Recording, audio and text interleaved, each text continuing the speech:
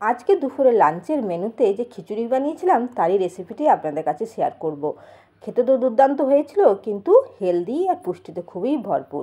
চলুন তাহলে শুরু করি আজকে রেসিপি। মেন ইনগ্রিডিয়েন্টস হলো পেঁয়াজ, লঙ্কা কুচি, গাজর কুচি, সয়াবিন আর টমেটোর টুকরো করে নিয়েছি। এখানে আছে এক মুঠো ওটস, এক মুঠো ডালিয়া আর এক মুঠো মুসুর ডাল ভালো করে ধুয়ে রেখে দিয়েছি। আমি এটা প্রেসার কুকারেই বানাবো, এই জন্য পরিমাণ মতন তেল দিয়ে দিলাম জিরে ফোড়ন। এরপরে দিয়ে দিচ্ছি পেঁয়াজ আর লঙ্কা কুচি। প্রেসার কুকারেই বানাবো, খুব চটজলদি এবং 2 থেকে 3টে সিটির মধ্যে আমার এই খিচুড়ি একদম রেডি হয়ে যাবে। পেঁয়াজ লঙ্কা কুচি দেওয়ার পর দিয়ে দিলাম আমি সোয়াবিনটাকে আমি গরম জলে ভিজাইনি, একদম ডাইরেক্ট দিয়েছি, এটাকে তেলে ভেজে নিচ্ছি। দেখুন ভাজা হয়ে গেছে।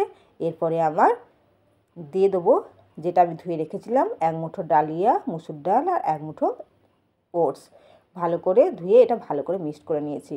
সঙ্গে দিয়ে দিলাম পরিমাণ মতন হলুদ গুঁড়ি, জিরে গুঁড়ি, লঙ্কা গুঁড়ি আর আমি দিয়ে দিলাম গাজর আর টমেটোর টুকরোগুলো।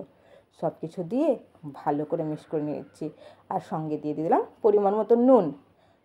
দিয়ে দিয়েছি জলটা, গরম জলে দিয়ে দিয়েছি, তাহলে কুইক 2টো সিটিতেই একদম হয়ে যাবে। দেখুন পরিমাণ মতন জল দিয়ে আমি এটাকে বসিয়ে দিলাম গ্যাসে।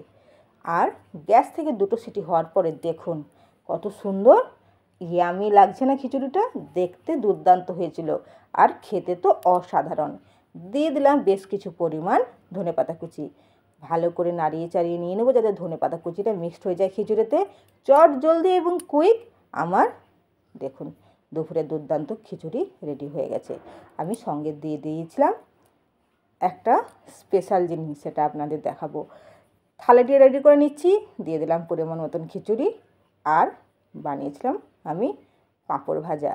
সঙ্গে আলু সেদ্ধ করে রেখেছিলাম, আলু মাখা বা আলু ভর্তা বানিয়েছিলাম। সিম্পল আলু ভর্তা দিয়েছিলাম, এখানে পেঁয়াজ লঙ্কা কিছুই দিইনি, সামান্য ধনেপাতা, সামান্য জিরে গুঁড়ো দিয়ে আমি আলু মাখাটা বানিয়েছিলাম। তাই আমি আলু মাখাটা দিয়ে দেবো। আর আমি এরপর দিচ্ছিলাম এই যে বলেছিলাম ঘি। খিচুড়ি সে চালের হোক বা যে কোনো, ঘি না দিলে জমবেই না। দিয়ে দিলাম ঘি যাতে টেস্টটা দ্বিগুণ হয়ে যায়।